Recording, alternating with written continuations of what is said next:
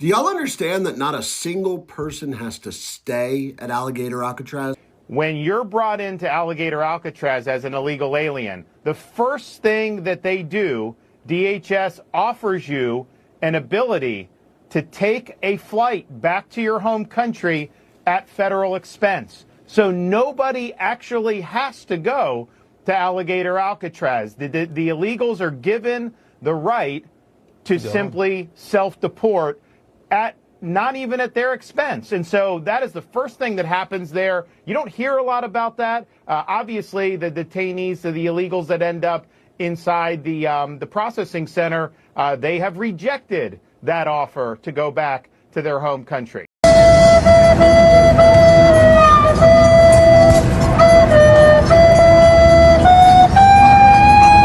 And right here in this location, we'll have about 3,000 beds. Other location will have another 2,000 beds that will allow us to bring individuals across the country that we are bringing in and incarcerating for violating our laws, and immediately get them out of the country as soon as we possibly can. It's exactly what we need to be perpetuating in other states. And what I would say is, I want all of you to notice these flyers that we've got, is that everybody who sees these flyers or anybody who sees these news clips should know you can still go home on your own. You can self-deport. If you go on the CBP Home app and go home now, you will get the chance to come back to the United States legally. You will get the chance to come back and do it the right way. If you don't, you may end up here. And you may end up here and being processed, deported out of this country, and never get the chance to come back. That is the consequences of breaking the law in the United States of America. Listen, our job is to uphold the law. This is a country of laws. We have a border now, and because we have a president that cares and recognizes that we need to be a nation of borders and a nation that upholds the law. If you break the law, there's consequences. We will deport you, and you will never get to be a United States citizen. You'll never even get to come back here and work and to pursue the American dream. But if you decide you want to go home now, go home, and we'll help facilitate it. We'll buy your plane ticket. We'll get you there. In fact, I just got back from Panama, Costa Rica, Guatemala, Honduras. Those countries are excited to get their citizens home.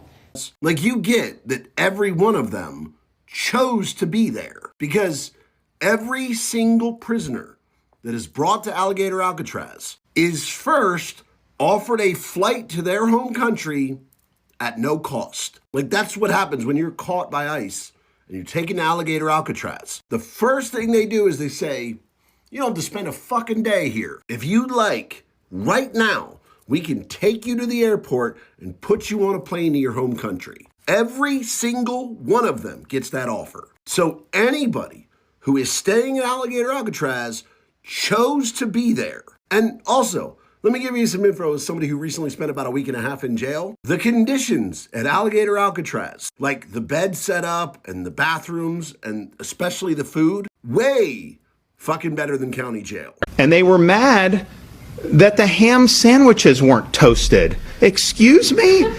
Meanwhile, liberals are of course freaking out. Here's Sirius XM. This is their account that they're promoting their Blue Sky Social. That is where all the leftist liberal loons went to. That's the social network when Elon bought X. Blue Sky Social. Last night, they write here on the Dean Obadiah show, Anna for Florida talked about the horrific conditions at Alligator Alcatraz. The horrific conditions. Yeah, well, maybe if you didn't come across the border illegally, and maybe if you self-deported, you wouldn't have these problems. So should we listen? Okay, I want to hear what you got to say. I want to hear how bad it is. And I can tell you that there were like insects in the food, the water wasn't clean, they couldn't shower for 4 days, that kind of stuff. Did you see any evidence of that when you were there? Or I know they kind of sanitize it because they're bringing you for a special visit. Oh, for sure. I mean, when we went there, you know, they're showing us how they clean the water canisters, and they had paper boxes for lunch set up. It's not a lot of food. I mean, it really isn't. It's a little sandwich and a bag of chips and a small apple. I mean, there's no kitchen. Everything is trucked in. First of all, they're fed the same that the staff is fed. You know, you go to like and it's not a prison, it's a deportation processing center, so it is different. But like in Florida prisons, do you think the prisoners get the same meals as the guards? No, of course not. It's different. Everyone's the same there. So somebody has a cell phone inside of Alligator Alcatraz, and they've been releasing proof of the conditions in there. And I'm gonna have to show you because you guys would not believe this if I told you. So this is the chow hall, and they're literally making human beings eat at tables that have tablecloths on them, and the food, all the maggots in the food. I mean, would you look at this? Like, that doesn't even look edible. That's crazy. And not just the quality of the food, but these portions. I mean, who could survive off of that? Meanwhile, if you're an American citizen and you're sitting in county jail waiting on your due process, or you're doing your sentence in prison, they could be feeding you like, or whatever in the hell this is. Or this one. I've eaten this one many times. And y'all fell for this and got all up in your pretty pig feelings and started calling this Alligator Auschwitz because people with an agenda sold you a narrative and you're weak-minded. Fucking light years better than county jail. Especially the food, because fuck, food in jail sucks. So yeah, stop fucking complaining. Those people chose to be there. They could have got on a plane that very same day. They never had to be there. When it's time to go, you can choose how. You can wait for enforcement, or you can leave on your terms. The CBP Home app lets you self-deport with dignity, directly, and securely. Don't wait. Decide how it ends. And the conditions they're enjoying being there are a lot fucking better than county. So if you're just going to complain on their behalf, hush. A few moments later. Whoa, yeah, you're about to FAFO. 2 hospital workers in California have been charged with allegedly forcibly assaulting, impeding, and interfering with ICE agents as they're arresting a Honduran illegal immigrant who fled on foot inside the Ontario Advanced Surgical Center where he was not a patient.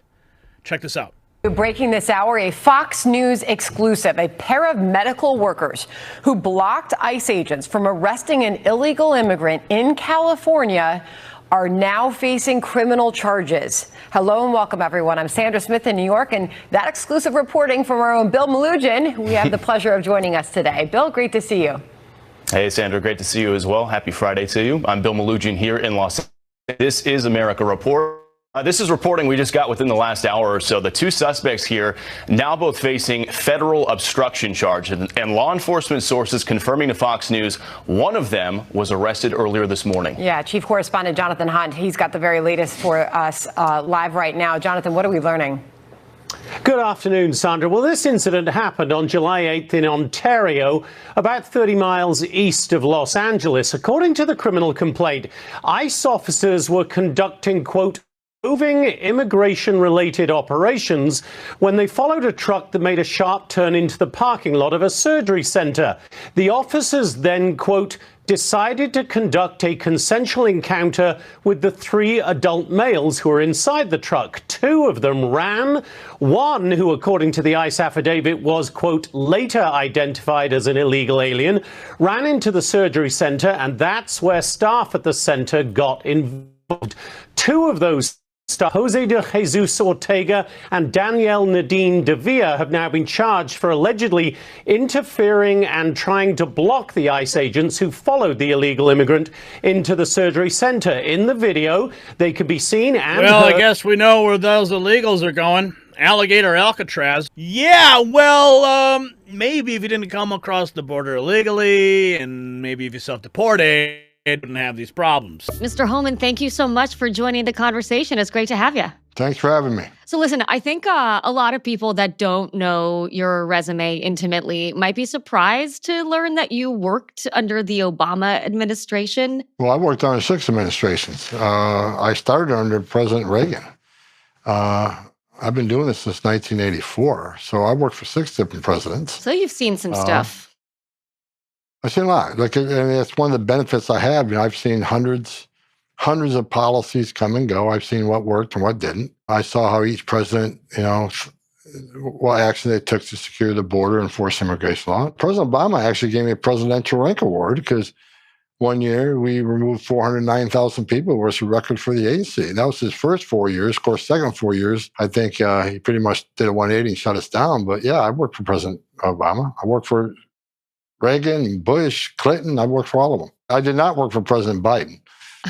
That is a very clear gap in your resume. You were not in the working for an administration during those years. How would you, though, compare Obama to Trump in terms of the work that you're doing? The first 4 years under Obama, we were leaning forward on immigration enforcement on the interior. Second 4 years, pretty much shut down. Let me be clear: President Trump, his enforcement strategy on the border and the interior is unprecedented. No one had more success than President Trump.